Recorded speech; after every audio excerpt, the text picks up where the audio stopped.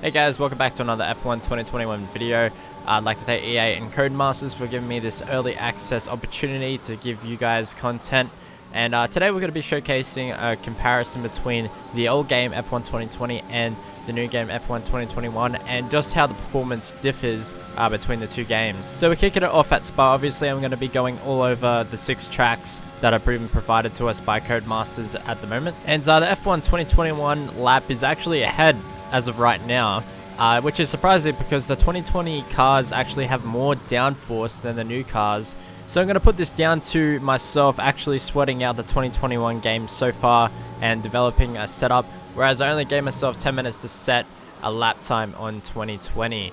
So just know that the 2020 cars are definitely faster and you can achieve a faster lap time around most of these tracks. I've just spent a lot of time on this 2021 game, and going back to the old handling model was a bit of a difficulty for me, especially with a broken arm. Through Pullen, I noticeably carried a lot less speed than the 2020 car. There's just a lot less downforce. I was running a pretty low drag downforce setup. In the Aston Martin, that was down to losing a lot of time on the straights if I had higher aero. So for me, the lap time was better off with a low downforce setup. After every lap, we'll go over the setup that I use for that 2021 lap. The setups differ significantly from the 2020 setup, so the meta has changed a fair bit, in particular the brakes and the tire pressures, but we'll get into that in just a little bit. As we're rounding off this lap now, coming through the bus stop chicane, it does appear that the 2021 lap will finish ahead, although the 2020 lap could definitely easily get a lot more time out of it, whereas the 2021 lap, I was pretty much getting the maximum I could out of it. Currently first, but they'll get knocked off as soon as Jarno Opmeer gets the game. So for aero, we've gone with 3.7 wings. Transmission, 100% on throttle and 70% off throttle. Jarno Opmeer style suspension geometry. 224745 for the suspension, which is like a midway point between responsiveness and grip. 98% brake pressure and 57% brake bias. You can't run 100% brake pressure and 50% bias anymore, as you'll spin out in heavy braking zones.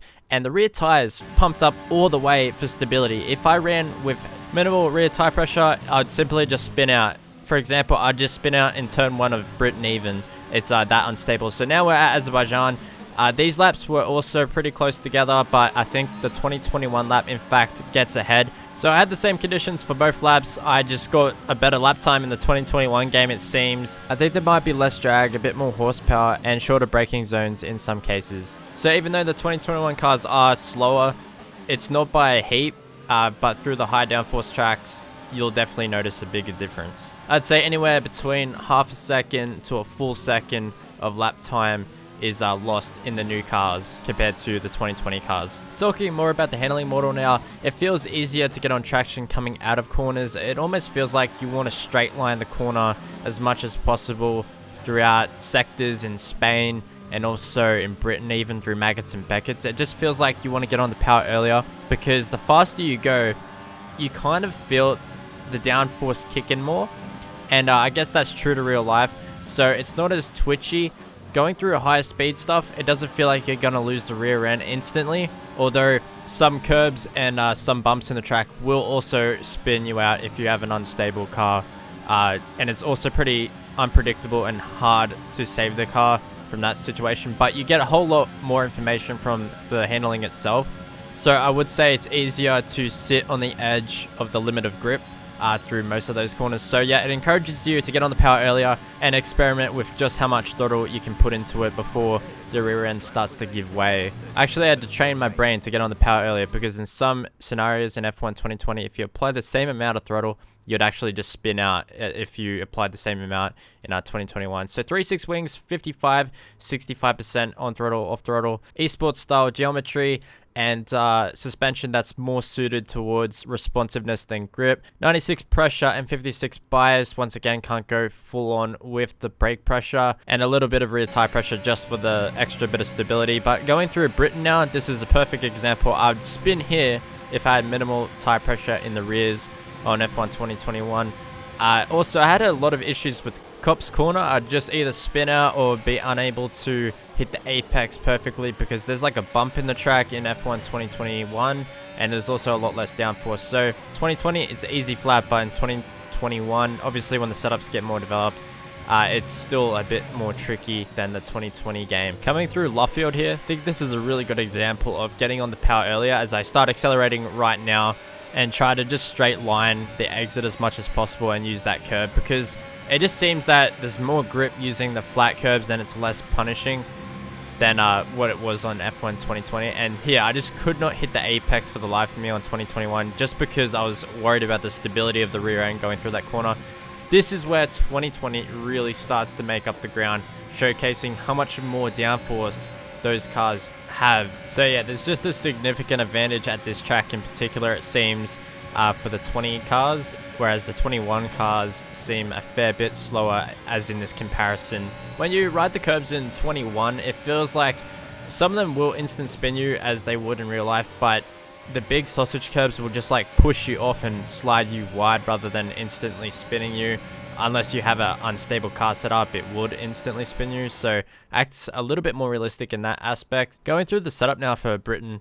For the aero, we actually run 4.7 wings, similar to what Spa was, 75%, 65% on throttle, off throttle, esports style camber, and we've gone for a really soft suspension here, and that's just to maximize the grip and improve the stability, because you need that mid-corner grip as much as possible, and of course, fully pumped up rear tires and somewhat pumped up front tires. But now we're in Bahrain. This is a corner that's a really good example. If you had 100% brake pressure and 50% brake bias, you would spin out more often than not, unless you're some god on the brakes. I could not manage it for the life of me. You'll notice that all the tracks have had a facelift. Bahrain looks a lot more closer to real life. It just feels more visually appealing. And another thing is that all the tracks, even though they don't look too different in the way that the modeling of the corners are pretty much the same, the cars feel very different, so therefore the tracks feel a fair bit different with the way they interact with the car as well. But it overall is a lot more satisfying to drive, and that downhill left-hander is very difficult on F1 2021, as the braking overall is more of an art form. That is probably the most prominent thing that you'll notice in the new handling model if it doesn't change too much from this early build. Of course, everything that you're watching right now is an early build of the 2021 game, so a lot can change still from now, but as of right now, feels a lot more of a skill needed to manage the brakes. And I think maybe that ABS runners that use assist might have a bit of an advantage over someone that doesn't use ABS, so that remains to be seen, but it'll be interesting to see how that plays out. Once again, the lap time's close, but there's more potential in that 2020 car, definitely. For the 2020 game, I recorded it on the PS5 and the 2021 on PC. For the aero, I went for 4.8 wings. In particular, I just was trying to go for rear stability for the slower speed corners, 80%, 60% off throttle, and esports style camber. Very responsive suspension settings and a little bit higher rear ride height for the stability. Once again, I run very similar settings for these brakes at most of the tracks, and pumped up rear tires for that stability. So moving on to Spain now, we have the two McLarens, and this was also a notable difference in downforce. If you keep an eye out for turn 3 here, you'll just see visually how much more downforce I have in the 2020 car. As you can see, I stick as close to the inside curb as I can, and I just stay there, whereas I drift wide in the 2021 car, and that is probably the best visual comparison I can give you for how the cars handle. And I believe I was running very similar settings for these 2 laps in both of the games. But if I did run higher downforce in the 21 car, I'd just suffer from a lack of straight line speed. Going through this chicane here in particular was a lot more unstable in the 21 game, and also going up the hill for this right-hander. If you get on the red curb on the outside here, it is very unstable and will spin you out very easily, whereas on the 2020 game, it's a lot more easier to take. You'll also notice that the hairpin still remains. In real life, they changed it to a long swooping left-hander, but now on the game, it's still a hairpin. I'm not sure if that'll get patched in the future, or if that's something we'll just have to wait for in the new game.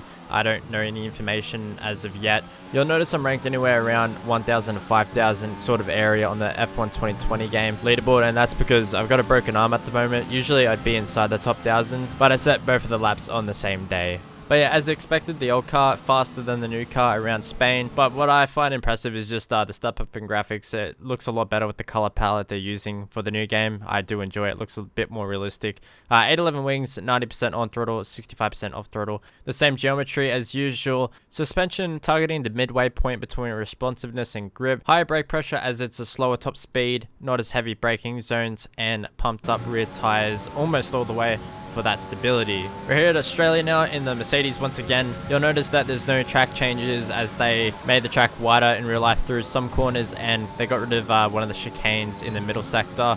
But yeah, so this is one of the tracks that I think the old car really gets to shine with the amount of downforce it has. It just easily came, the lap time just easily came to me in the old car compared to the 2021 car. It was a lot harder to set that lap time. Everything had to be precise in the 2021 car. I think the drivers like, the esports style drivers, if they've had any real life experience, it's more aimed towards that. Not a huge step, but there is definitely a step more towards realism with the way they've gone with the handling model. And Lee Mather had a presentation explaining that they've had in-depth integration with some of the F1 teams, explaining the way the car reacts with the handling, and so that they've been able to go in more of a direction towards realism for their feedback that they're being given from the real F1 teams. So that's great to hear. I love all things realistic. As long as they keep on aiming towards that, I'm all for it. The old car definitely pulling ahead in this lap in particular. And Codemasters have also said that they've reworked the tyre model, so I'm not sure how much of this new change in handling model is just down to the tyres alone.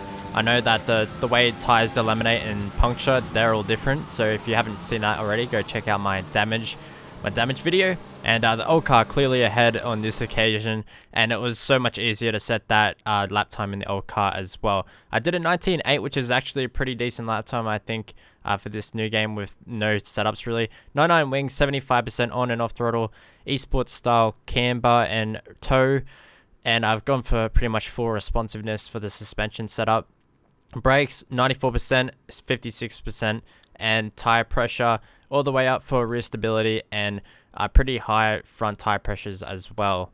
Not sure how relevant these setups will be for when the game actually comes out, as if they change the handling model, but as of right now, that's how I got the most out of these cars, was developing those setups in particular. I pretty much just spent hours and hours on each track, making the setup as comfortable for myself and as quick as possible. For the league racing scene, what's going to be interesting is that the engine modes aren't able to be changed now. You're basically going to be running in standard fuel mix and managing the fuel consumption all by yourself now, and that is because it's reflecting real life changes as well. During the safety car periods though, you'll be able to switch down into lean fuel mix, it appears, but if you need to burn fuel, there's no real great way to burn fuel except for just revving the guts out of the engine, but I don't like doing that. It's already a massive issue with overheating the engine. If you're in traffic, it's so easy to overheat the engine in this game as of the build right now, so that'll be really interesting to see how it plays out for the league racing or even career mode. Just trying to overtake cars as quick as possible, or doing a strategy that might involve going into clear space for a while and trying to set as many quick laps as possible before coming out in front, like as in an overcut or an undercut. And yeah, I think that reflects real life as well, because we see so many times drivers complain, or the engineers complain to the driver saying the temperatures are overheating, you need to find some clear air, and that's exactly what they do in real life. One thing I haven't fully explored is I know that I run really high rear tire pressures. I'm not sure how that's gonna act in races. I do it for stability, but by rights it should increase rear tire temperatures. From doing the 100% race in one of the videos I've already made, it was strange because the rear tires were degrading at a lower rate than the fronts. The fronts were degrading at a way higher rate than the rear tires. I'm not sure if that's just due to my throttle application or just turning it too aggressively, but it could also be possibly related to the rear tire pressures being higher. If that's true, then I guess it might preserve tires a bit better than what it would if you had a lower tire pressure. But yeah, that's inconclusive. I'm not sure if I expect it to work that way in particular, but that's just from the information I've gathered so far from doing that 100% race. We're still yet to explore Breaking Point, which is the new story style game mode for the 2021 game. We haven't been given any content apart from a little brief shakedown of what to expect in a presentation that we can't show either. But yeah, it looks exciting and I can't wait to show you more content. So if you enjoyed this video, be sure to leave a like and I'll see you on a brand new one.